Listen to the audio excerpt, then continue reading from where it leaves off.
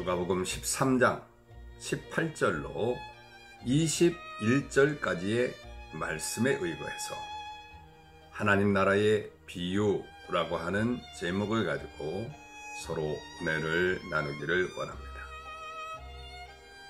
여러분이 잘 아는 것처럼 마태복음 13장에는 예수님께서 천국에 대하여 비유로 말씀하신 주옥 같은 말씀들이 기록되어 있습니다.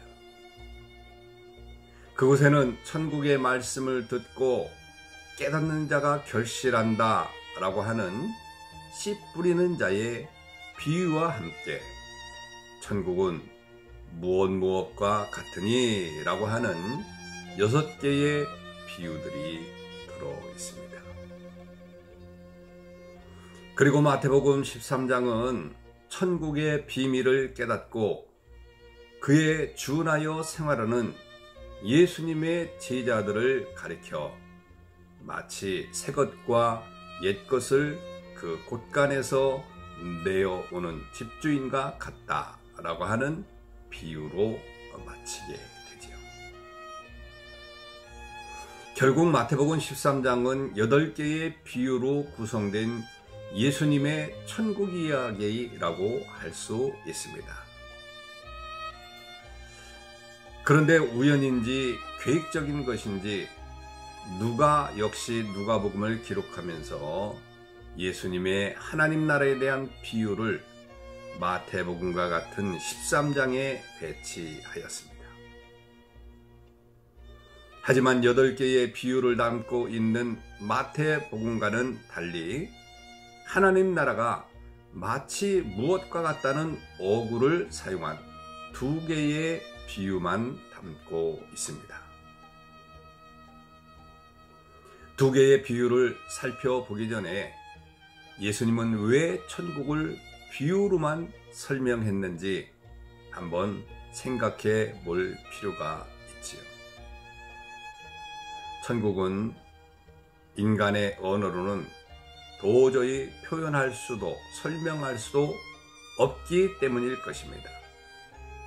그래서 예수님은 비유가 아니면 아무것도 말씀하지 아니하실 수밖에 없으셨던 것입니다. 우리가 그 나라에 가면 환하게 다 알게 되겠지만 그 나라를 소망하고 그 나라 백성답게 살기 위해서라도 비유를 통해서 조금은 하나님 나라에 대하여 알아야 할 것입니다. 이제 그 비유를 살펴보도록 하겠습니다. 첫째로 예수님은 하나님 나라를 겨자씨 한 알에 비유를 했습니다. 우리나라 사람들도 작다고 하는 그런 표현을 할 때 깨알 같다 라고 하는 그런 말을 하지요. 그래서 자주 글씨를 적게 쓰는 것을 보고 정말 깨알 같은 글씨라고 하는 그런 표현을 합니다. 그런데 유대인들은 이 작은 것을 표현할 때 겨자씨만큼이나 작다라고 하는 그런 말을 합니다. 실제로 겨자씨는 깨씨에 나달인 깨알만큼이나 작아서 아마 더 작다고 그렇게 말할 수 있겠지요. 그 키가 1mm, 2mm 정도 된다라고 하는 거죠. 여러분은 겨자씨는 보지 못했어도 겨자씨 소스 잘 알겠지요? 겨자 소스. 여러분이 아는 겨자 소스의 재료가 바로 겨자씨입니다.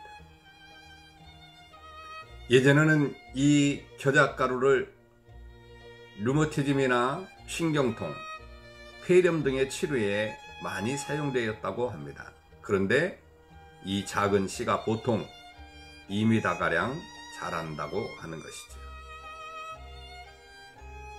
그래서 19절은 자라나무가 되어 공중의 새들이 그 가지에 깃들었다라고 하는 그런 말씀을 한 것입니다.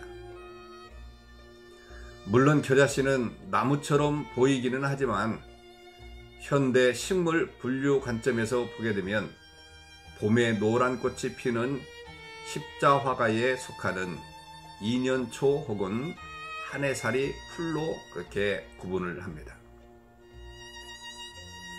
키가 크더라도 풀이기 때문에 아주 작은 새라면 모를까 큰 새는 그 위에 앉을 수 없습니다. 그렇다 하더라도 2m 이상 성장한다는 것은 경이로운 일인 것이죠. 예수님이 하나님의 나라를 겨자씨 한 알에 비유하신 이유가 여기에 있습니다. 예수님이 이 땅에 오심으로 말미암아 하나님의 나라가 이루어졌지만 그 처음은 겨자씨 한 알처럼 매우 작아서 사람들이 눈여겨보지 않고 관심도 갖지 않았습니다. 그도 그럴 것이 하나님 나라의 추측이라고 할 수 있는 예수님의 12 제자 자체가 사람들의 이목을 집중시킬 만한 존재들이 아니었습니다. 그러면서도 예수님의 제자들은 하나님 나라의 주축으로서 함께 하였던 것이죠. 그의 출신이여 생색만 본다면 하나님 나라는 너무 초라한 것입니다. 하지만 예수님은 채전에 갖다 심은 겨자씨 한 알이 자라 나무가 되는 것처럼 작고 초라하게 시작된 하나님의 나라가 상상을 초월하는 놀라운 규모로 성장할 것을 바라보셨습니다. 그리고 오늘날 예수 그리스도로 말미암는 이 땅의 하나님 나라는 전 세계를 덮고 있으며 수많은 사람들이 깃들이고 있는 것이죠.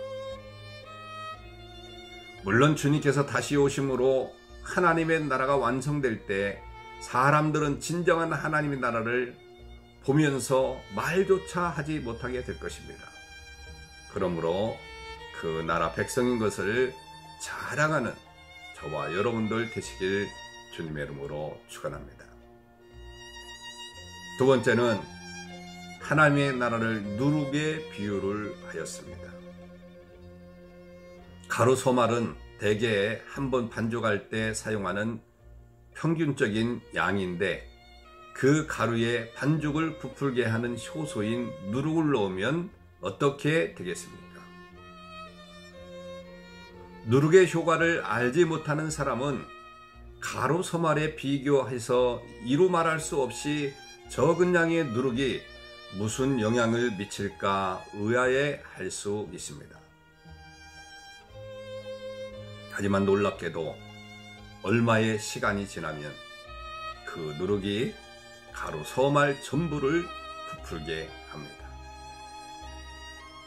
이러한 보이지 않는 강력한 파급 효과 때문에 성경에서는 흔히 악한 것을 상징으로 많이 사용되었습니다.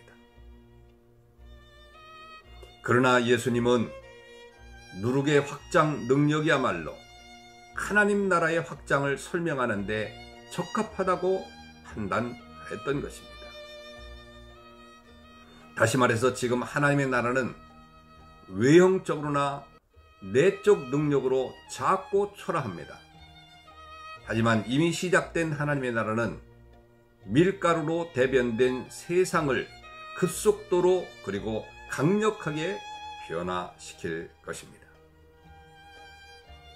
세상에 속한 수많은 사람들을 하나님 나라로 들어오게 하시며 세상에 큰 영향력을 미쳐 큰 변화를 이룰 것입니다. 그러면 이 말씀을 받은 주의 제자들은 어떤 마음을 가져야 할까요? 오늘날 사는 우리들의 마음도 어떤 마음을 가져야 될까요? 먼저 외적 규모로나 내적 능력으로나 크게 성장할 하나님의 나라를 소망해야 됩니다. 그리고 자신이 세계를 변화시키는 하나님 나라의 주역임을 기억하고 이 일에 동참하며 힘써 사역해야 될 것입니다. 하나님은 여러분과 같은 사역자들을 통해서 하나님의 나라를 더욱 크고 능력 있게 번성시켜 나가게 될 것입니다. 그래서 저와 여러분은 하나님께 귀하게 사용되는 주의 일꾼들이 되기를 주님의 이름으로 축원합니다. 오늘 이 아침에도 우리가 기도해야 될 참으로 시급한 기도 제목들이 세 가지가 있습니다. 첫째는 태풍 바비가 서해안으로 북상하고 있는데 하나님께서 동해안 밖으로 돌려보내주셔서 우리나라에 더욱 피해가 없도록 해달라고 기도하시고, 그러나 코로나19로 인해서 또 힘들고 어려운 그런 삶을 살고 있는데 이 위기도 잘 극복할 수 있도록 해달라고 기도하시고, 또 무척이나 덥습니다. 30도가 훨씬 넘는 그런 무더위가 계속되고 있는데 참으로 이 힘든 시기 건강하게 잘 보낼 수 있도록 해달라고 기도하시는 이 새벽이 되시기를 바랍니다. 오늘도 주의 은혜가 넘치기를 주님의 이름으로 축원합니다. 샬롬.